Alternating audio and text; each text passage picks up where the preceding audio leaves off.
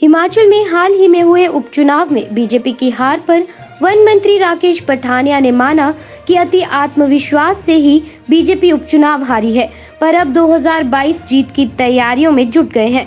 इस हार से सबक लेते हुए बीजेपी अब 2022 की तैयारियों को लेकर आगे बढ़ गई है।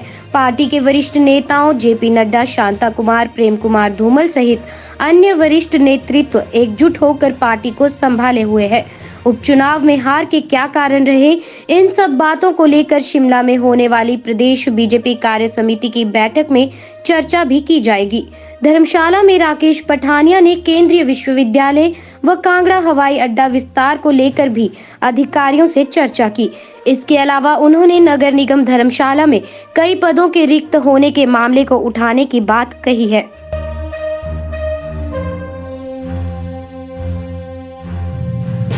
देखिए, अब जो धर्मशाला कांगड़ा ज़िला से रिलेटेड हमारे संबंध इश्यूज़ हैं, फॉरेस्ट में हमारा खुदराव का इशू जो है वो फॉरेस्ट से बहुत जुड़ा हुआ है, ज़िम्मेदार से जुड़ा हुआ है।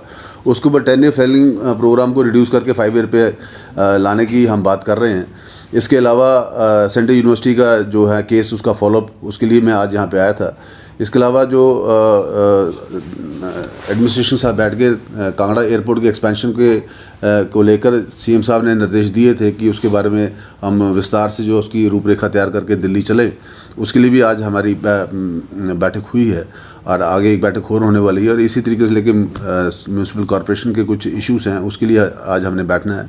विभिन्न इश्यूज़ हैं धर्मशाला और कांगड़ा ज़िला से रिलेटेड, हॉर्टिकल्चर से रिलेटेड बहुत से इश्यूज़ हैं जिसके बारे में हम नई प्रोग्राम जो है नई स्कीम्स आदरणीय मुख्यमंत्री जी के हाथ से आने वाले 1-1.5 महीने में लॉन्च करेंगे, जिससे किसान को व्यवसाय में एक बहुत बड़ा बूस्ट मिलेगा और एक छोटा ज़िम्मेदार अपने पैर पे खड़ा होगा और सरकारी नौकरी नहीं ढूंढेगा।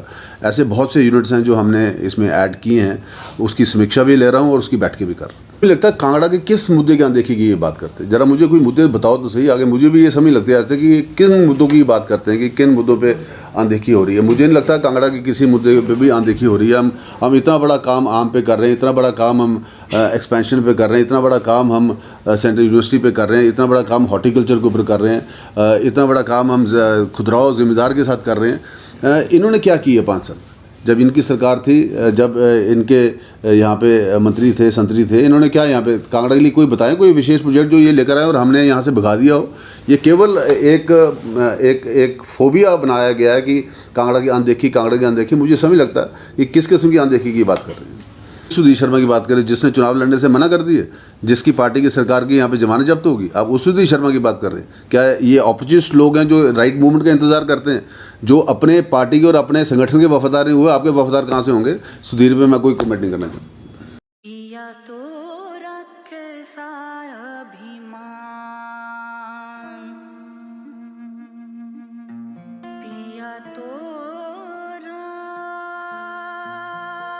बीती यादों से नाता सहेजना सीखा, हाथ थाम कर जिनके चलना सीखा,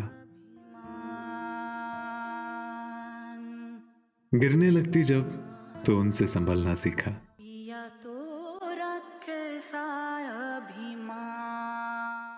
उनकी डांट से खुद को तराशना सीखा।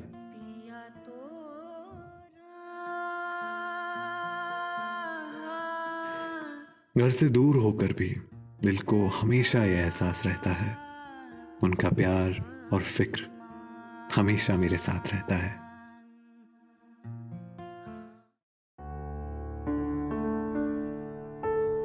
भूषण ज्वेलर्स, अनमोल रिश्तों के लिए।